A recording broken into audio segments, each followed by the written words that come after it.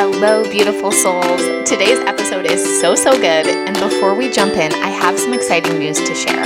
If you've ever wondered where you're blocking money, this is for you. I've created a free quiz to diagnose your money wounds so you can heal them and unblock yourself to receive more money. Just go to moneywoundsquiz.com and answer 6 quick questions to get your insanely accurate and potent results. And if you're loving my vibe and want to work one-on-one to call in more feminine energy wealth, I would love to hear from you. You can shoot me a DM on social media or go to emilywilcox.com to learn more. Welcome back to the M Makes Money show. I'm so excited. I have someone that I love so much joining me today, Daniela Arango, who is a spiritual mentor for powerful women and conscious leaders building a magical life and business based on their soul's guidance, using their divine gifts, and fully honoring their bodies. She uses energy healing, feminine leadership techniques, and divine channeling to help them reconnect with their inner guidance system and access the full potency of their spiritual abilities. And I can attest to that firsthand because I have been inside Daniela's programs. So Daniela, welcome to the show. Oh my God, what a magical introduction. Thank you so much for having me, Emily. It's a pleasure. Yeah. So I'm really excited that you're here because you always have like such a unique take on everything. And it's one of the things that I love about you is that the words that come out of your mouth are so unique to you and not often expressed. And so there's just like a different vibe and a different perspective, and it's so refreshing. So thank you. Yeah. So I'm excited for you to bring like your cosmic brilliance to this conversation, but also for us to just be able to dive into like your own money story and the identity work that you've done around building wealth. Yeah, I love that. There is so much there for sure. And I want to say, I don't know why this is coming through. This is usually how things come through for me, just like a thought, like a little linger of magic, like dust from the universe. And it's coming through that, one of the biggest things about my identity, as you're saying, that I do bring a very different perspective, and usually this, just take on that it's a bigger, broader perspective of understanding what is actually happening, for everybody at an individual point in their lives. It is so interesting because, that has brought me to a journey of really trusting the uniqueness within me, and is basically the foundation of my teachings, which is the bringing you back into that unique message that all of us have. Because I see that a lot of the times when we're in entrepreneurship and we're, sharing our magic and doing our thing, a lot of the times we want to do the right thing. And we're so afraid of doing the wrong thing that we tend to copy, or we tend to value other people more than the value that we bring to our own teachings and our own time and our own energy. So it has been for me a journey, and so refreshing, because it was more and more and more nowadays that I understand we are our own brand and we are our own niche. And the more and more and more we allow ourselves to the way I say it, it's like to sit in the throne of that authenticity that we are, the easier it is, because then we don't have to try to be anybody else. We don't have to try to create anything that is outside of ourselves. We already have everything. Is just the value. It starts from us. I don't know. That's just something that came through. Yeah, no, I completely agree with that. And, in my work with women entrepreneurs, I think often it's the challenge in monetizing our gifts is so different than what we expect. So, when you think about building a more traditional business, you think about like the sales and marketing being a challenge, so to speak, and kind of like building out the fulfillment and things like that. When we're actually in alignment with our gifts and monetizing them, like there's an effortlessness around the fulfillment, like the ways that we interact with clients, what we do, and people naturally want to come to us. Typically, they see us as an expert in that thing. And so the place that I see it get sticky is around assigning a value to those gifts. And I think that what comes inherently to us, we tend to undervalue. Like, oh, anyone could do that. just because it comes so easy to us. So it's like, well, there's no value to it. But the thing that we're missing is that what comes so easy to me doesn't come so easy to other people. I think one of the biggest things that made me realize, wait a minute, like this is a little different, is that I thought that everybody was into spirituality the way I was. I thought everybody wanted to be a shaman, and everybody wanted to be a witch, and everybody wanted to be magical, and everybody wanted to do energy work. And I was like, oh my God, this is saturated. Right. Like there's no space for me, because every single civilian of this world wants to be what I want to be, because I thought that, of course, I want to be that. So everybody wants to be that. And the truth is, not at all. Yeah. Like, not at all. Yeah. That's such a good point. Yes. So then that's the thing, is like, not everybody's into the things that we're into. Not everybody is doing the research about the things that we're doing research about. Not everybody's learning the things that we're learning. Not everybody is waking up every day, having our lives. So we are so unique with what we bring to the table. Yeah. And we create these like echo chambers, right? Where because we're into things, we tend to like seek out leaders in those spaces. We naturally attract other humans that are into it. And then pretty soon our social media feeds and are like full of people talking about this thing. And it feels like, as you mentioned, saturated.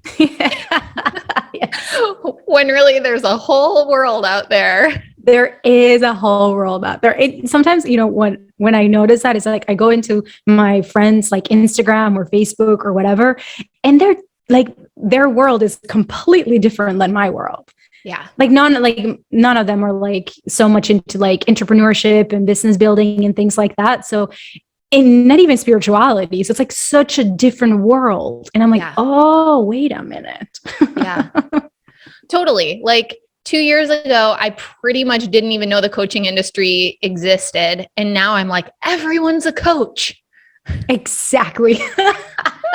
It's like, actually, I don't think it's really changed that much. It's just my awareness has changed. Your awareness. So definitely, just to bring back to the point of our abilities being so unique and so valuable, it's because the time we spend, crafting our work, crafting our art, crafting our offers. So, and not everybody's doing that.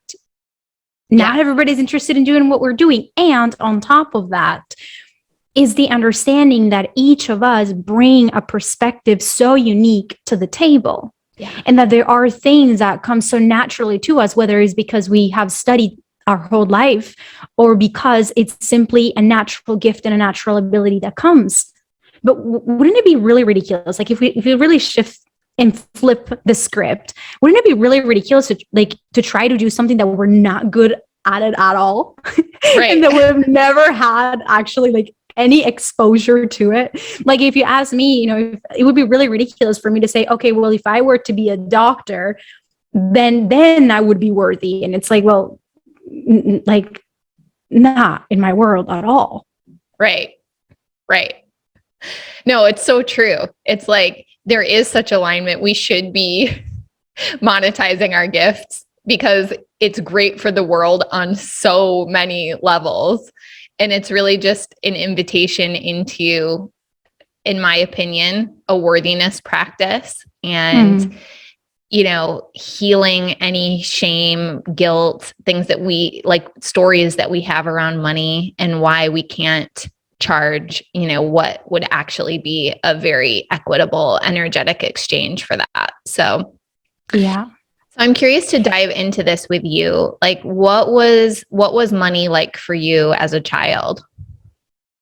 So for me, it was a really interesting thing because we grew up with lots of money in my family all the way until I was around 8 to 9.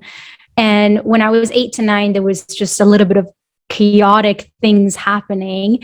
And there was like a huge money influx that came through from the selling a lot of properties that we had because we moved from, I lived in Colombia and we moved places because of the the state of the country and things like that. So at the time we moved places and we sold a lot of land that we owned.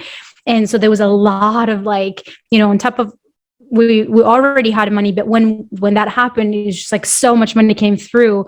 And it was really interesting to live through my parents with all this cash and all this, like, oh my God, that's like, because it's a different thing to have wealth and invested and to have, to live a very comfortable life. And there was another thing of like cashing that out. Being like, here we go. So it was really interesting because after that, I don't think it was handled correctly. So there was a lot of spending. And after a little while, there was a lot of like, so now what? So then, that ended up into my parents getting a divorce and my mom going her way, my dad going his way, and then my mom having a lot of money issues and a lot of anxiety and stress and all the things that come with the lack of money and all of that. So it has been an interesting journey for me. Yeah, that's super fascinating. And so I'm curious, as you stepped into entrepreneurship and those money wounds, whatever that childhood conditioning was around money, like maybe coming and going or creating conflict, how did that show up in your business? And, what were some of the things that you did to help change that story for yourself? Oh my God, so many things. One of the biggest ones that came through for me is like, I remember being so afraid of big influx of money because I was like, if it comes, I've got to spend it. And where is that money going to go? What am I going to do? And of course, I wouldn't trust myself with that influx of money. So I was really afraid of like, big influx of money and what that would feel. So I was like, what if I was talking to my partner saying, what if our relationship changed? What if I want different things? What if we need to invest? What if we need to move? What if, and all these things. So one of the biggest things that brought me to the awareness of these beliefs was one day, I remember this so clearly. My partner was taking a shower, and I come into the bathroom, and I was like, I just need to ask you a question. It's like, right now. And I was like, yes, right now. So listen to this right here. What if we make $1 million right now? He just keeps, rubbing the soap and just like, And I was like, no, seriously, what if we make $1 million right now? And he was like, where are you going with this? And I was like, no, but seriously, like, oh my God, what if we make $1 million or not? Like my business has the potential to make $1 million. And he's like, okay, so what? And I was like, oh, wait, we're in different frequencies here. Because to me, when I think about making $1 million, I think about, holy, I'm going to change my lifestyle. I'm going to change who I am. I need to buy these things. I need to invest these things. I need to move the money. Like we need to buy cars and purses and apartments and travel. Like for me, it's like, whoa, there's a lot of change. And for him was like, we can just have it in the account and then decide if we want to do something about it tomorrow or the day after or the day after that. And I was like, what? Like, wait, that's an option? Exactly. I was like, what world what world have I been living in? Yeah. So it was really understanding that, as I grew up, for me, money meant, because of that, time in my life meant chaos, instability, changes, rush decisions. So that was one of the biggest things that I have reprogrammed within my system, the understanding that money can come in and I don't need to be an expert in money. I don't need to know what to do with the money. The money doesn't need to go anywhere. I can suck the money and then figure it out on my own way. So that's one of the biggest ones that I have moved through, is the understanding that I can be safe and I don't need to move and I don't need to change as the money flows around me or stays with me. Yeah, I love that story. And, I think one of the things that it speaks to actually is like the mission of this podcast, which is people talking about money. Because it's not until we say things out loud that it can be processed and like reflected back to us in a different way, right? Like it seemed totally normal to you until you talked to your partner about it. And then basically what he was doing was essentially holding up a mirror for you to let you see that like a lot of the emotion and fears and concerns that you had around it were not just standard, normal. Like I think when things are conditioned in childhood, we think that it's like the way, it's just normal. It's just the way it is.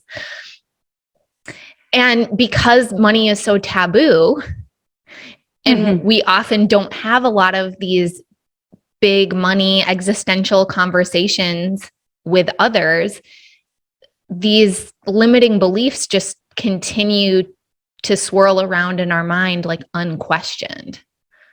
And I remember within my own exposure or, talk about money, I remember the resistance from my family when that happened. So my business and the way I teach now, because I used to be a yoga teacher for many, many years, and then I moved my entire business online right before the pandemic, because I had guidance from my spiritual team that was what needed to happen, even though I had no idea that the pandemic was coming.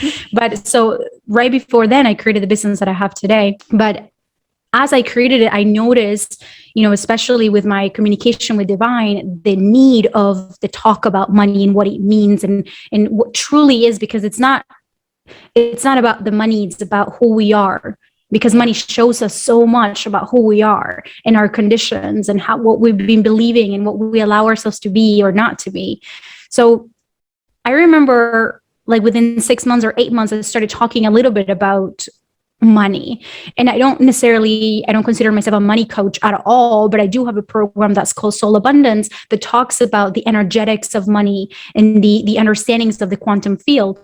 And when I launched that program, I started talking about my own journey with money and not having a lot of money as I grew, like, after whatever I just said, and my own struggles with money. And especially as a yoga teacher, because like I wasn't making that much money, all of the things. And as I started sharing that story, I remember an aunt of mine calling me, I need to talk to you very, very seriously. And I was like, okay. And then she said, okay, so I love what you do, all this spirituality things, all this, talk about angels. I love it. But one thing is to talk about spirituality and then this money talk. No, this money talk, it's just not, no, like it's very cheap and it's very, I can't even remember the word that she was talking about, but she was making it like, a lower vibration. Nobody talks about money, that's very cheap to talk about it. Like kind of like, no. Yeah. And I remember, of course, I took a step back and I said, wow, I don't want to sound like all of a sudden I'm just money, money, money, because in my family, we don't talk that much about money, even though money is always there in everybody's lives, every single minute of our lives. We don't really talk about, the way we relate with it. Anyway, so I did take a step back because of that. But then, of course, I did my own work on what that meant and what I actually wanted to, like, in which way I wanted to talk about it and why I was actually talking about it. But I felt the resistance from my family because, they were like, no, you're spiritual and you're spiritual people do not talk about money. That's very like, no. Yeah.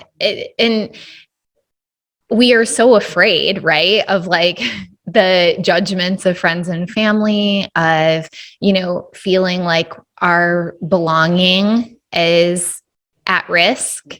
And so, the courage that it takes to start talking about money, and then sometimes the things that opens up allows us to further examine, like, where's the conditioning, right? Like that when you're talking too much about money, it means that that's all you're into. Or if you talk too much about money, it means that you're you're like nouveau riche. Like it's only like the new money people that talk about it. The old money people, we don't talk about it. We just have it. And all kinds of conditioning comes up. And so I think it's such a powerful reclamation when we can see it as conditioning. I think about food, and it's like food and money are not that different. They're both a resource that's really required for our survival. They're both something where we want more of it or higher quality. We want to have great experiences with it. And with food, we talk about it all the time. We talk about what we're going to have tonight for dinner. We'll plan a dinner for next week. We'll connect over food. We'll share recipes. And yet with money, it's like, oh, but we don't talk about that. And why? Exactly. But I think what I have come to realize about the reason why we don't talk about money, it's because money is the shadow of the collective. So the money or money in general has the potential to make us great, meaning to give us the resources to create incredible things in the world. But just equally has the potential to show our deepest, darkest desires and also create, just as the opposite, really horrible things. So because there's so much power, not the money has the power, because what we've forgotten is money doesn't have the power. Money doesn't say I go here or I go there. Right. We say it goes here and it goes there. But because we believe that giving ourselves that kind of power can reveal so much about who we truly are, that's a lot of shadow to be revealed.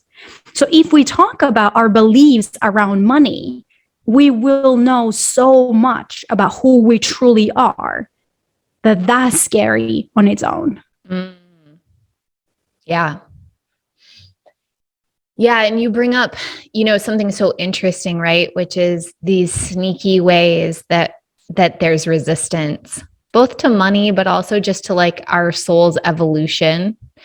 And so, our brain is like so sophisticated in all of the different ways that it keeps us safe. So it's like, well, if we don't talk about money, if we don't go there, if we don't go after big money, then we're safe because we just stay in the status quo.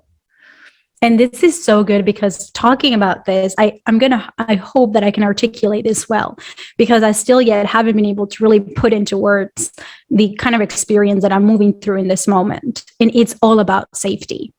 So I live in Sweden with my partner, and we live in a very small apartment, actually. And we've been wanting to move, but I've been doing investments in my business. So we haven't yet moved to a bigger place. And during this winter, I'm from Colombia, and I lived in Miami, and I lived in LA, and I live in many, many like super sunny places. So for me, the winters in Sweden are quite tough.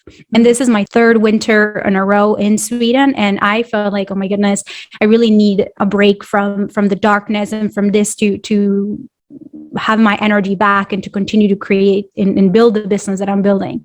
So I've decided that I wanted to spend the first 3 months of the year of 2022 in Miami. And I want to spend it in Miami. In Miami, I have most of my family and most of my friends because I went to high school here and all the things.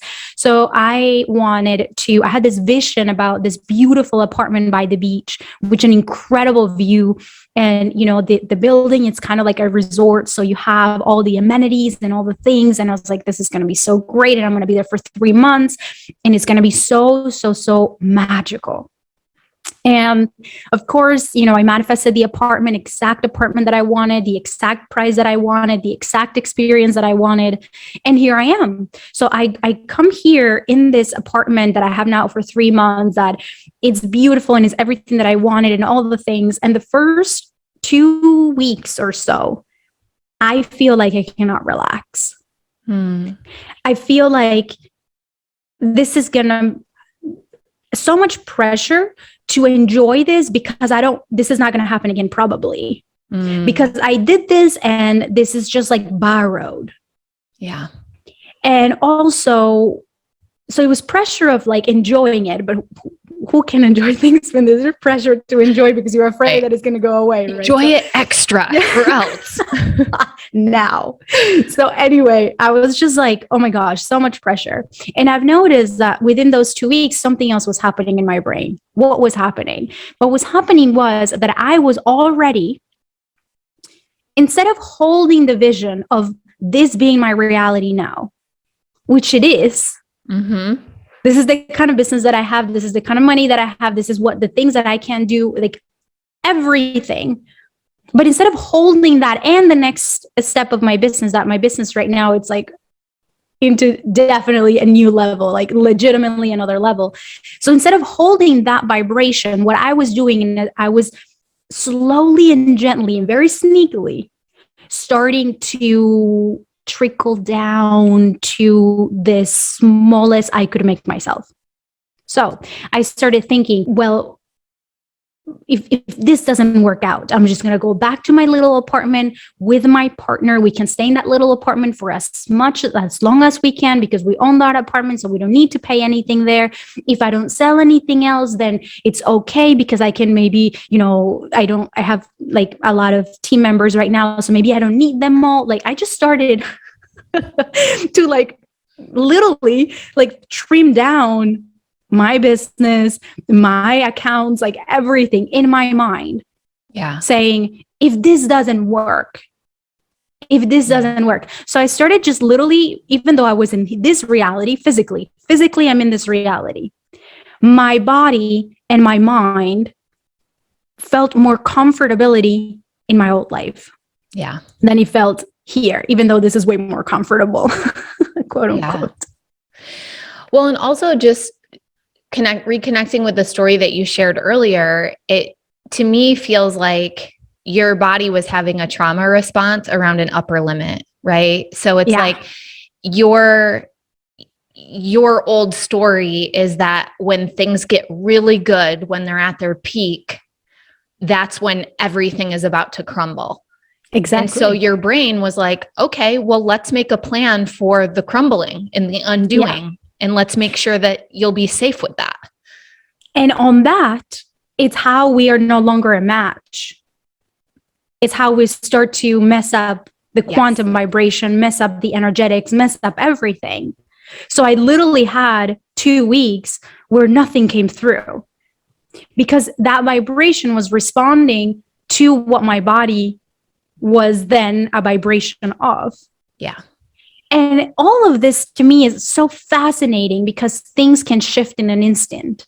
Yes. I remember sitting in the balcony, watching the sunrise in the same apartment 2.5 weeks after all of this is happening. And while it's happening, all that I'm doing this whole time, I was regulating my nervous system because I knew that there was a lot of change. I wasn't really necessarily aware of the pattern until I was. But what I was doing was regulating the nervous system because there was a lot of change. And one morning I woke up, I went to see the sunrise outside in the balcony. I'm sitting there and all of a sudden I'm in connection with the divine and they're showing me this pattern in images. And I was like blown away. I was like, oh my God. Yeah. And then in that moment, I remember coming inside and by guidance, they're like, you've got to shift that energy and start to ask for what you really want and what you're ready for in this moment. And I remember making a voice note. I'm never going to forget this, making a voice note on my phone about what I was available for. And I just went on. I'm available for this, and I'm available for that, and I'm available for this, and I'm not available for that anymore, but I'm available for this, and I'm available for this, and I'm not available for that anymore, but I'm available for this, and I'm available for this. And I just went on a rant for about 20 to 25 minutes. And I literally felt like I was wearing a different body in that moment. And since that moment, it was like a different lens, different set of eyes. The next day, client comes in, ideas come in. I have shifted the entire structure of my business, which is insane in the last 2 weeks, for a whole new way of allowing that next level that I was talking about to actually come through. I love that. And I love like the specificity in which you shared the story, because I think often, you know, when we're receiving guidance from our higher self and our spirit team and everything, we attach an expectation to what will happen on the other side of it, right? So it was like this idea of going to Miami for 3 months, and it felt so good and it felt so aligned, and it felt like, you know, my higher self is leading me there. Great. And so then we think that when we follow this guidance, that everything is just going to immediately, like the skies are so good, opening and it's going to be amazing. And it's like, however, our higher self wants our growth and evolution. And so in order for you to be a match for that next level, you had to go through the dysregulated nervous system, the 2 weeks of feeling like in lack, and I've got to enjoy this extra. And why do I not feel very comfortable here? And why am I fantasizing about everything going to shit in my life and business? In order for you to like see and heal that old pattern, which is not resonant with this next level version of you. Exactly. And so of course, then all of the great ideas do get to come in, and now there's like these new clients and there is this massive up level.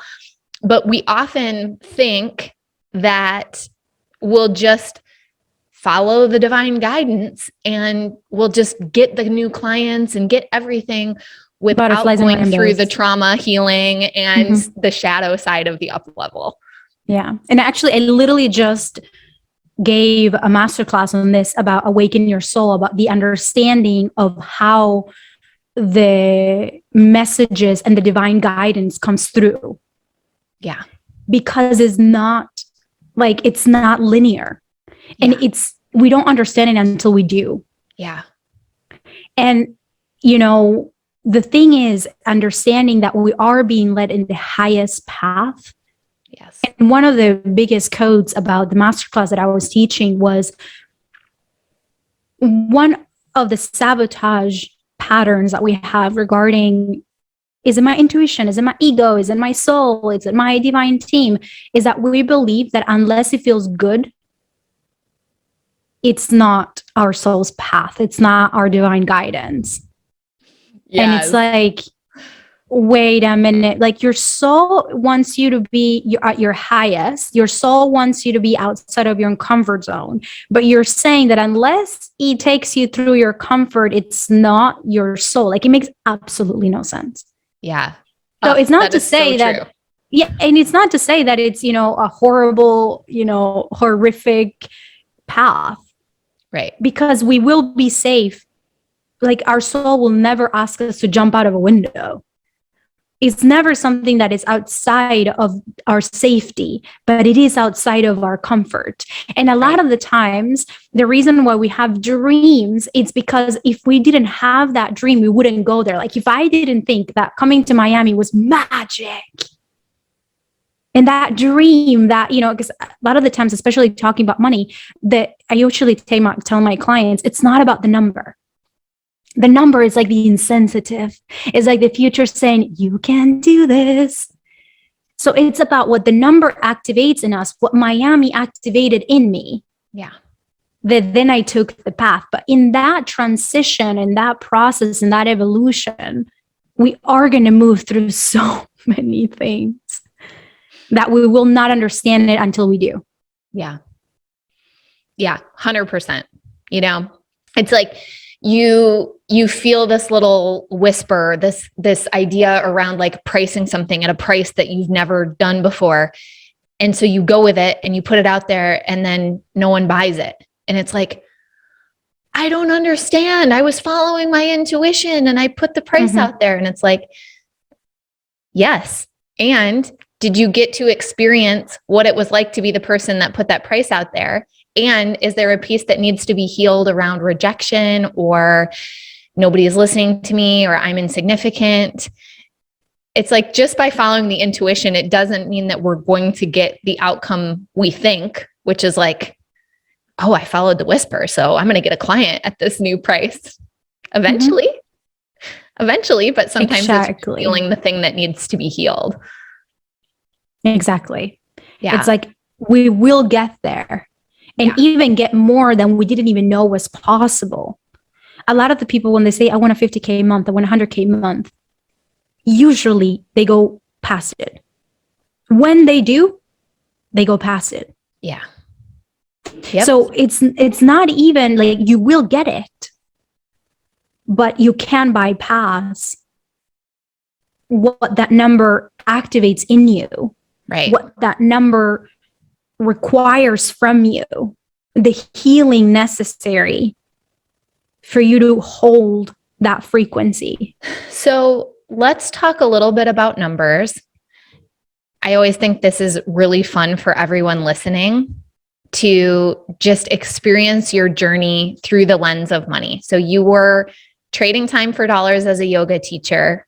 Then you started your business. If you just want to sort of say like your annual earnings or any big financial milestone so that we can kind of get a sense of how it's been for you.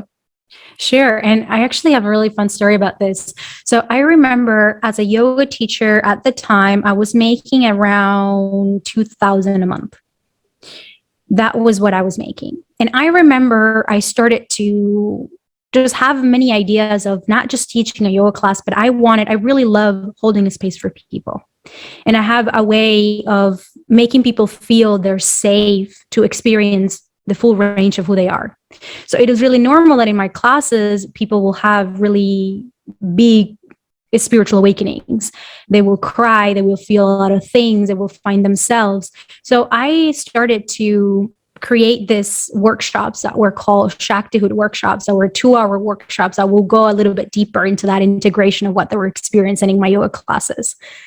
And at the time, I also had been, to Bali to work with many shamans and healers and energy workers. And I had started doing energy work, like one-on-one sessions. So I just started adding on to just the one-on-one yoga classes. And I started adding, the one-on-one sessions and the workshops. And I remember when I got the idea of starting my business, I was guided to talking about messages from the universe, to quit half of my yoga classes. And I was full-time yoga teacher at the time. And I was in one class, it was just like that. Half of the classes, drop them because you need a space for what's coming. What the heck is coming? I don't know. I was like, what? So then I remember that in that moment I said, okay, but I am not willing to cut my earnings. So I will still make $2,000 a month, even if I drop half of my classes. I don't know how, but that's my vibration. That's what I'm available for. And I went off the grid, which is usually, how people get to know me and how people find my classes and, all the things. I went off social media completely for 3 months as I was guided to do so by divine guidance. And those 3 months, at the end of the 3 months, I seriously look back at my statements and I was making $2,000, even though I had quit half of my yoga classes. And even though I wasn't even promoting myself on marketing because I was not on social media at all. How that happened, I have no idea, but that was my vibrational match. So when that happened, I launched my business in November 2019. That was the first launch that I put together for a program that was starting on January 2020, which right before the pandemic. Yep. And in that first launch, I made $17,000. And I was like, what the heck is going on? So that was like a huge jump on my income. And I loved working with people. I loved, my own online teachings and in that world. And I was just guided towards it and I loved it. And ever since the first year, we were like, I don't know, 2,000, 3,000 away from 6 figures. And the second year of my business, we made multiple 6 figures. And here we are in the third one we'll see. I love it. That's awesome. Well, and you've had what, $40,000 months, maybe more? I don't know. Where are you at? So our biggest sales month has been 50,000. Woo. And on cash months, we have been really close to 30. Okay. Mm-hmm. Awesome. Yeah. So I love for people to just see the growth and how long it took. So there's so many different examples. Some people hit it big right away. For some people, it's slow and steady. Some people, it's like nothing and then jumps. Here's the thing about that too, that, even though I've had 6 figures and multiple 6-figure years, and I had a really, really, really big success from the very beginning, I've had months where I make 1K or 2K or 3K, especially the first year. And especially because I am inconsistent in human design. I am a reflector. So I don't have the energy of always being on and always being on a launch. So that has been one of the biggest learning curves of my energy and how I work, because I cannot be on all the time. And I have periods that I need to be in hibernation, because those is when I actually recharge for what's next in the business. So understanding that, even though I've had a lot of great success in my business, I've had very low months, and that means absolutely nothing, because the next month I come in and there is a lot of money coming through. So it's still a learning curve for me to understand those waves of money. But whether it happened right away or it didn't, I usually never make a lot of meaning around whatever happened that month or didn't, because for me, I'm in a different calendar than a month. Yeah. I love that you bring that up. And, our mentor, Melanie, talks about that, like up and down on the way up. Yeah. And I think that's true for so many of our businesses, is that when you look from month to month, it feels zigzaggy or crazy, like a yo-yo. It's hard to make sense of it. But then when you zoom out, it's like the trend is still up, up, up, up. So can we feel good about that? Can we continue to be a vibrational match for more and let go of the need for it to happen within, a 30-day calendar month? Exactly. Yeah. And is that understanding? I mean, the first year we did incredible and I had no expectations. And then the next year we doubled it, even though we had months, I remember, especially towards the summer of 2021, I had this personal time in my life where I just wanted to be by myself. I didn't want it to be on camera. I didn't want it to be teaching. I just wanted to be with my own, energy. And we still doubled the business, even though I had months where I barely worked. Yeah. Yeah. Not amazing. I love that. Incredible. So I also think it's that understanding of once we were a match for something, we are a match for it. Yeah. Once we, and I think that's one of the things that a lot of the times can keep us zigzagging, is the understanding that when we become a match of something, then we are able to tap into that vibration, hold it. And when we don't, I just had my story about when I wasn't holding what I was already a match for, then we become a match for something else. Yeah, it's so true. It's so true. Like using the evidence in our favor. Well, if I've done it once, I'm a match for it, period. Exactly. Yeah. So you put out so much incredible content. You have an amazing podcast, a beautiful social media feed. I know that people listening here are going to want to connect with you directly. Can you share some of your favorite places to connect with people? Absolutely. I'm usually on Instagram the most. So in my Instagram, I am Daniela Arango, and I usually put out a lot of content and a lot of incredible information. My podcast is amazing, and Emily has been in it. So you should go and listen to our episode. And also I have a free meditation that I want to share with all of you, so that you just experience a little bit of my energy. I feel like, a lot of the feedback that I get about my energies, that is an experience. So I love just giving people that that, activation of being in my energy. And this is a beautiful meditation that I recorded in the portal of February 22nd, 2022. So it's quite intense and quite beautiful. And it's a meditation to clear and to recharge into our fullest potential and fullest power. So remember who we truly are. And that's, I will leave that in the show notes for some of you that want to connect in that way. But find me on Instagram. And if you're coming from Emily Podcast, make sure that you say that you're coming from it. I would love to hear from you. And it has been a pleasure to have a conversation with you. I love you so much, Emily. And it's been such an honor. I love you so much as well. I'm so excited for everyone to connect with you. And thank you for the gift of the 222 meditation. I'm going to take you up on that as well. I love your guided meditations. Yay. So any last words of wisdom that you'd like to share with our audience? I feel like one of the things that we've got to remember, it's a journey. It's the journey of discovering, and it's a journey that even the lows teach us so much, and even the lows are beautiful, and the highs are too. So just the understanding of when it comes to money, it's not about getting somewhere. It's about really seeing that evolution as evidence of everything that we've collected, the memories that we've created, the person that we continue to become, that is unlimited in potential. Thank you so much for that gift. And thank you to everyone listening. If this episode has landed with you, comment, tag Daniela and I in social media, and let us know what the key takeaway was. And we would love to connect with you there. Thanks for listening, and we'll talk to you soon. Bye. Thank you so much for listening to today's show. Changing the way we think, feel, and talk about money will change the world. I truly believe that. It starts with you tuning in, and it spreads when you share this show on Instagram and Facebook and tag me at mmakesmoney. And you know what moves the needle the most?